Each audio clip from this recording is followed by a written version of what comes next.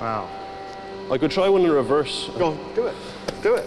We're just going to experiment, you know. This is going to take a bit of doing, really.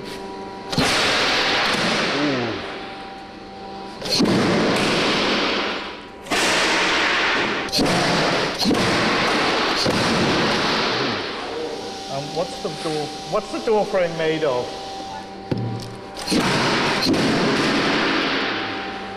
I think it's a great work, dare I say.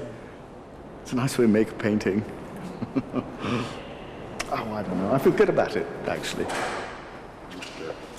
It takes me back to really early work I made when I was a student. And in fact, at some level, this work goes to the very core of anything I've ever done as an artist.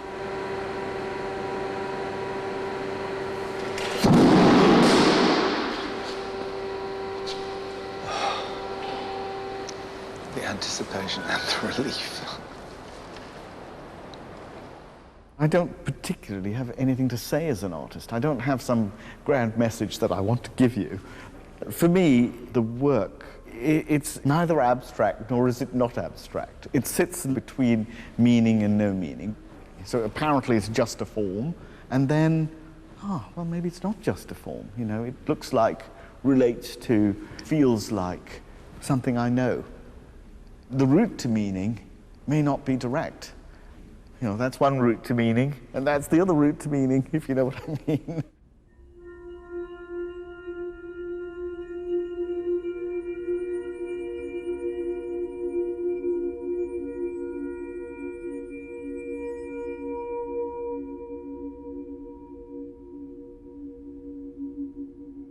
A block of wax is relentlessly pushed through the archways of the Royal Academy, leaving a trail of debris. It's called Svayam, which means self-generated.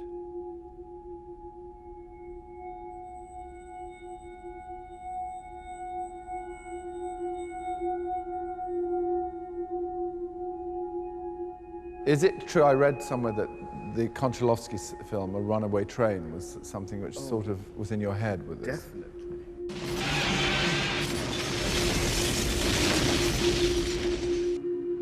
The violence of it, first of all. This thing going through a snowy landscape. It's like this block of ice moving, collecting stuff, dropping stuff. So there, physically there. That, you know, I must say it really deeply influenced me.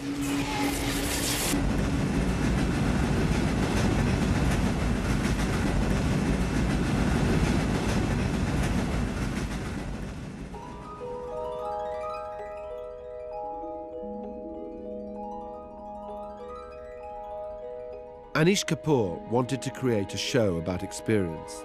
It has been a huge success. But will he leave his mark here when the wax, steel and concrete have been taken away? I think all great works of art occupy spaces in between existing categories. And you can look at some of Anish's mirrored pieces, say, and say, well, what's the difference between looking at a funhouse mirror and this work? And I think an artist like Anish is very conscious of straddling these kinds of boundaries, say, between a work that has a popular reference, but is also very much asking questions about how do we distinguish between what's a physical experience and a metaphysical experience.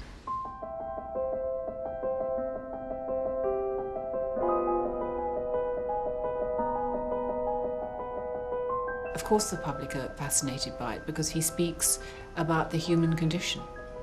And it's really what makes great art, is that it resonates with us all. It touches something within us. It fascinates us. We recognize ourselves in objects that he makes. And that is an extraordinary achievement.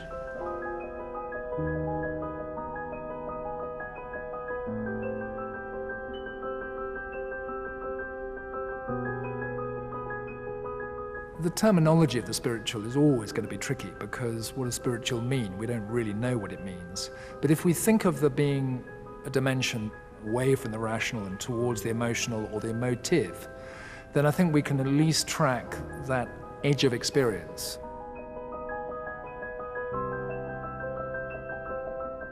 You may or may not immediately feel emotional about it, but you feel it's powerful in its effect on you. You can't get away from it. I mean, unless you're going to back off, you have to confront it. You are forced to feel something.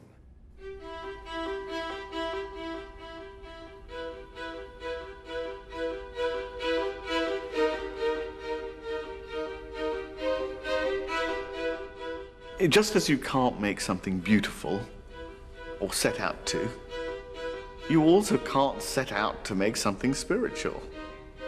What you can do is recognize that it may be there. It normally has to do with not having too much to say. There seems to be space for the viewer. And that's something that we sometimes identify as being spiritual. And it's all about space. Anish Kapoor's exhibition at the Royal Academy continues until December the 11th.